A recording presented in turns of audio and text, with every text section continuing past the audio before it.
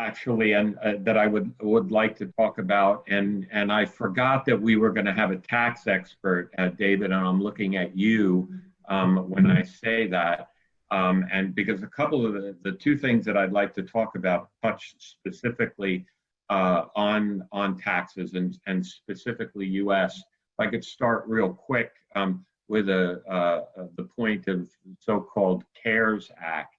Everybody's heard about that. Everybody probably knows that there was a stimulus check, or in reality, a stimulus debit card, if any of you received those things. But I got a question for you. Does anybody know what CARES stands for? Playing Jeopardy music in the background right now. You're going to share, Jim. What's that? I said, looks like you're going to share. Nothing. Yeah, I'm going to. It is the Corona Aid Relief and Economic Securities Act.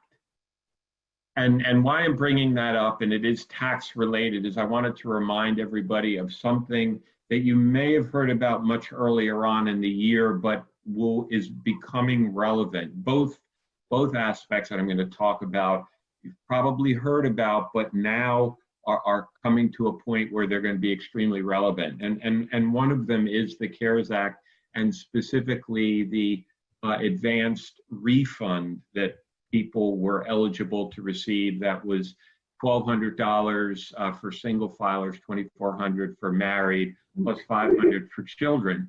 And how that came up in the context of mobility specifically is that you have individuals who have significant amounts of imputed income.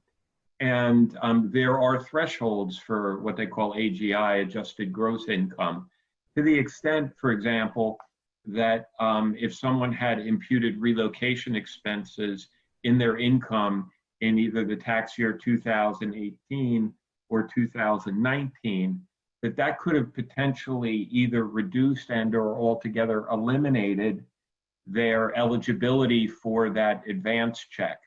Mm-hmm. And while that is in fact true, what people did not necessarily take note of is that the monies that we received, if you received it, is actually an advance on your 2020 tax return.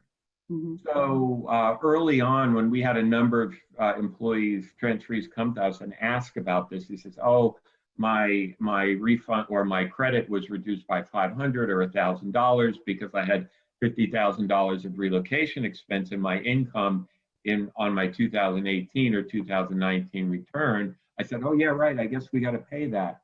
But then in consultation with our tax advisors, I learned, and this is the key thing, is that credit, that amount you received, is an advance on the 2020 return. So if an individual, for example, had a reduction because of relocation expenses in the previous year, the actual amount that they received will be taken into consideration on their 2020 return, and they may be entitled to a difference if, for example, or the remainder, if in fact that was not, there's no other expenses, relocation expenses in their income. So if anybody were to come to you and say, well, I've lost money as a result of imputed relocation expenses, I didn't get the CARES credit, you really can't know that until the individual files their 2020 return. So don't jump the gun and think that an individual who has relocated, who has relocation expenses in their income, has to be compensated for that now, because it's only going to be known after the 2020 return is filed, because the money that they received is actually a tax credit related to the 2020 right. tax. Thank you on that, Jim. Expectations in lieu of policy. Can we touch on that for just 2 minutes before we move into our next topic? Well, I had one other topic that I wanted to talk about that was very related to cost savings. And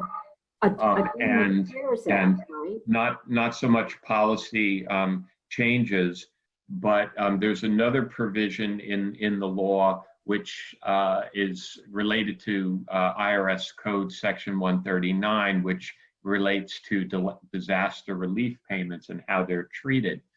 And when President Trump declared the COVID-19 pandemic a natural disaster, it allowed for the implementation of certain favorable tax treatment, in this particular case of relocation expenses.